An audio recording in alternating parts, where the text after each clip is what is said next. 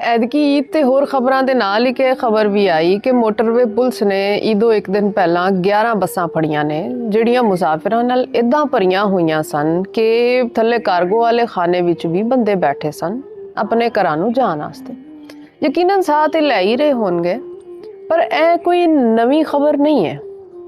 ਸਾਡੇ ਹਾਂ ਵੱਡੇ ਦਿਨਾਂ ਦੀ ਹੜਾਹੁੜੀ ਉਂਝ ਵੀ ਜੰਗ ਤੋਂ ਘੱਟ ਨਹੀਂ ਹੁੰਦੀ, ਤੇ ਜੇ ਈਦ ਤੇ ਜੰਗ ਦੋਵੇਂ ਇਕੱਠੇ ਆ ਜਾਣ ਤੇ ਫਿਰ ਕੰਮ ਹੋਰ ਚੁੱਕ ਆਤਾ ਹੈ।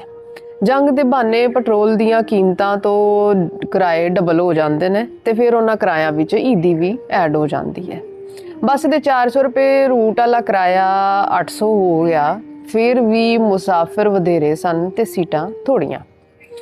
ਹਰ ਸਾਲ ਦੀ ਇਹੀ ਕਹਾਣੀ ਹੈ, ਪਰ ਇਸ ਵਾਰੀ ਮੋਟਰਵੇ ਪੁਲਿਸ ਨੂੰ ਬੜਾ ਬੁਰਾ ਲੱਗਿਆ। ਉਹਨਾਂ 11 ਦੀਆਂ 11 ਬੱਸਾਂ ਨੂੰ ਜੁਰਮਾਨਾ ਕੀਤਾ ਕਿ ਭਾਈ ਹੁਣ ਤੁਸੀਂ ਨਾ 7 ਦਿਨ ਸਾਨੂੰ ਮੋਟਰਵੇ ਤੇ ਨਾ ਦੱਸੋ, ਜੀਟੀ ਰੋਡ ਤੇ ਭਾਵੇਂ ਬਿਆਸ਼ੀ ਕਰੋ। ਠੀਕ ਹੋ ਗਿਆ ਜੀ। ਮੈਂ ਤੇ ਕਹਿੰਦੀ ਹਾਂ ਸ਼ੁਕਰ ਕਰੋ ਇਹ 11 ਬੱਸਾਂ ਚੈੱਕ ਹੋ ਗਈਆਂ। ਜੇ ਕਦੀ ਇਹਨਾਂ ਨੂੰ ਮਰਮ ਵਿੱਚ ਟ੍ਰੇਨਾਂ ਚੈੱਕ ਕਰਨੀਆਂ ਪੈ ਜਾਣ ਤੇ ਫਿਰ ਕੀ ਬਣੂਗਾ। ਮੇਰੀ ਕਿਸਮਤ ਮਾੜੀ ਕਿ ਮੈਂ ਪਿਛਲੇ ਮਰਮ ਵਿੱਚ ਕਰਾਚੀ ਤੋਂ ਮੁਲਤਾਨ ਵਾਸਤੇ ਟ੍ਰੇਨ ਵਿੱਚ ਬਹਿ ਗਈ। ਸ਼ਾਲੀਮਾਰ ਐਕਸਪ੍ਰੈਸ ਦੇ ਅਸੀਂ ਸਾਰੇ ਮੁਸਾਫਿਰ ਅਨਹੋਨੀ ਤੋਂ ਬੇਖਬਰ ਸਕੂਨ ਨਾਲ ਆਪਣੀਆਂ ਸੀਟਾਂ ਤੇ ਬੈਠੇ ਅੱਧੇ ਸੁੱਤੇ ਅੱਧੇ ਜਾਗਦੇ ਪਏ ਸੀ ਕਿ ਟੰਡੋ ਆਦਮ ਦੇ ਸਟੇਸ਼ਨ ਤੇ ਜ਼ੋਰ ਜ਼ਬਰਦਸਤੀ ਟ੍ਰੇਨ ਰੁਕਾ ਕੇ ਇਨਸਾਨਾਂ ਦਾ ਇੱਕ ਰੇਲਾ ਡੱਬਿਆਂ ਵਿੱਚ ਵੜ ਗਿਆ ਤੇ ਫਿਰ ਹਰ ਸਟਾਪ ਤੇ ਵੱਧਦਾ ਹੀ ਗਿਆ। ਇਸੀ ਕੰਪਾਰਟਮੈਂਟਸ ਵਿੱਚ ਪੈਰ ਰੱਖਣ ਦੀ ਜਗ੍ਹਾ ਨਾ ਰਹੀ। ਪਿੱਛੇ ਰਹਿ ਜਾਣ ਵਾਲੇ ਲੋਕੀ ਕੀ ਕਰਦੇ, ਉਹ ਟ੍ਰੇਨ ਦੀ ਛੱਤਾਂ ਤੇ ਚੜ ਗਏ, ਕੁਝ ਏਸੀ ਦੇ ਪੱਖਿਆਂ ਤੇ ਬਹਿ ਗਏ ਤੇ ਕੁਝ ਥੱਲੇ ਪਾਣੀ ਪੀ ਪੀ ਕੇ ਬੋਤਲਾਂ ਪੱਖਿਆਂ ਵਿੱਚ ਦੇ ਦਿੱਤੀਆਂ। ਏਸੀ ਬੰਦ ਹੋ ਗਏ ਤੇ ਟ੍ਰੇਨ ਦਾ 에ਅਰ ਟਾਈਟ ਡੱਬਾ ਤੰਦੂਰ ਬਣ ਗਿਆ। ਟੀਟੀ ਆਪਣੇ ਕੈਬਨ ਵਿੱਚ ਬੰਦ ਹੋ ਗਿਆ ਤੇ ਦੋ ਸਿਪਾਹੀ ਜਿਨ੍ਹਾਂ ਟ੍ਰੇਨ ਵਿੱਚ ਅਮਨ ਅਮਾਨ ਰੱਖਣਾ ਸੀ ਇੰਨੇ ਮਜਮੇ ਨੂੰ ਵੇਖ ਕੇ ਉਂਝ ਹੀ ਨੱਠ ਗਏ। ਐਸੇ ਤਰ੍ਹਾਂ ਇੱਕ ਵਾਰੀ ਮੇਰੀ ਨਿੱਕੀ ਭੈਣ ਨੂੰ ਲਾਹੌਰ ਜਾਣਾ ਸੀ। TLP ਦੇ ਧਰਨਿਆਂ ਕਾਰਨ ਜੀਟੀ ਰੋਡ ਬੰਦ ਸੀ। ਉਹਨੇ ਸੋਚਿਆ ਕੋਈ ਮਸਲਾ ਹੀ ਨਹੀਂ, ਟ੍ਰੇਨ ਤੇ ਟੁਰ ਜਾਂਦੀ ਆ। ਪਰ ਸਟੇਸ਼ਨ ਤੇ ਕੁਰਬਲ ਵੇਖ ਕੇ ਉਹਨੂੰ ਥੋੜਾ ਜਿਹਾ ਅੰਦਾਜ਼ਾ ਤੇ ਹੋ ਗਿਆ।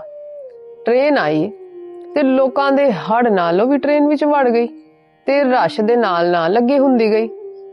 ਦੂਜੇ ਕੁਝ ਮੁਸਾਫਰਾਂ ਦੇ ਨਾਲ ਉਹਨੂੰ ਜਗ੍ਹਾ ਲੱਭੀ ਟ੍ਰੇਨ ਦੀ ਲੈਟਰੀਨ ਵਿੱਚ ਤੇ ਉਹਨੇ ਲਾਹੌਰ ਤੋਂ ਗੁਜਰਾਂਵਾਲੇ 1 ਘੰਟੇ ਦਾ ਸਫ਼ਰ ਇਸੇ ਤਰ੍ਹਾਂ ਕੀਤਾ। ਘਰ ਆ ਕੇ ਮੈਨੂੰ ਦੱਸੇ, ਨਾਲੇ ਉੱਚੀ ਉੱਚੀ ਹੱਸੇ। ਮੈਂ ਕਿਹਾ ਸ਼ੁਕਰ ਕਰ ਲਾਹੌਰ ਅਪੜ ਗਈ ਹੈ। ਇੰਨੇ ਬੰਦੇ ਵੇਖ ਕੇ ਜੇ ਟ੍ਰੇਨ ਦਾ ਮੂਡ ਆਫ ਹੋ ਜਾਂਦਾ ਤੇ ਉਹ ਪਟਰੀ ਤੋਂ ਵੀ ਲੱਥ ਸਕਦੀ ਸੀ। ਇਹ ਤੇ ਭਾਈ ਉਹਦੀ ਮਿਹਰਬਾਨੀ ਹੈ ਕਿ ਉਹਨੇ ਤੈਨੂੰ ਇੱਕ ਪੀਸ ਵਿੱਚ ਸਹੀ ਸਲਾਮਤ ਘਰ ਪੜਾਇਆ। ਸਾਨੂੰ ਤੇ ਭਾਈ ਸੱਚੀ ਪੁੱਛੋ ਹਰ ਅਨਹੋਨੀ ਵਿੱਚ ਓਪਰਚੁਨਿਟੀ ਦਿਸਦੀ ਹੈ। ਕੋਵਿਡ ਦੇ ਲੋਕਡਾਊਨ ਵਿੱਚ ਲੋਕਾਂ ਨੇ ਆਪਣੇ ਘਰਾਂ ਨੂੰ ਜਾਣ ਵਾਸਤੇ ਗੱਡੀਆਂ ਦੀਆਂ ਡਿੱਕੀਆਂ ਵਿੱਚ ਬਹਿ ਕੇ ਲੰਮੇ ਪੈਂਡੇ ਕੀਤੇ ਤੇ ਡਰਾਈਵਰਾਂ ਨੇ ਪੁਲਿਸ ਨਾਲ ਰਲ ਕੇ ਵਾਵਾ ਪੈਸੇ ਕਮਾਏ। ਐਸ ਕਰਕੇ ਜਦੋਂ ਮੈਂ ਬੱਸ ਦੇ ਕਾਰਗੋ ਚੈਂਬਰ ਵਿੱਚ ਬੈਠੇ ਲੋਕਾਂ ਦੀ ਖਬਰ ਪੜੀ, ਐਸੇ ਪੁਲਿਸ ਵੱਲੋਂ ਉਹਨਾਂ ਤੇ ਹੋਣ ਵਾਲਾ ਜੁਰਮਾਨਾ ਵੇਖਿਆ ਤੇ ਮੇਰਾ ਤੇ ਹਾਸਾ ਹੀ ਨਿਕਲ ਗਿਆ। ਸਾਡੀ ਆਬਾਦੀ ਇੰਨੀ ਹੋ ਗਈ ਹੈ ਕਿ ਜੇ 2 4 20 30 ਜਾਂ ਫਿਰ 100 200 ਗਰੀਬ ਮਰ ਖਪ ਵੀ ਜਾਣ ਤੇ ਕੱਖ ਫਰਕ ਨਹੀਂ ਪੈਣ ਵਾਲਾ। ਤੇ ਸਹੂਲਤਾਂ ਦਾ ਮਾਮਲਾ ਇਹ ਵੇ ਕਿ ਨਹਾਈਏ ਕੀ ਤੇ ਨਚੋੜੀਏ ਕੀ।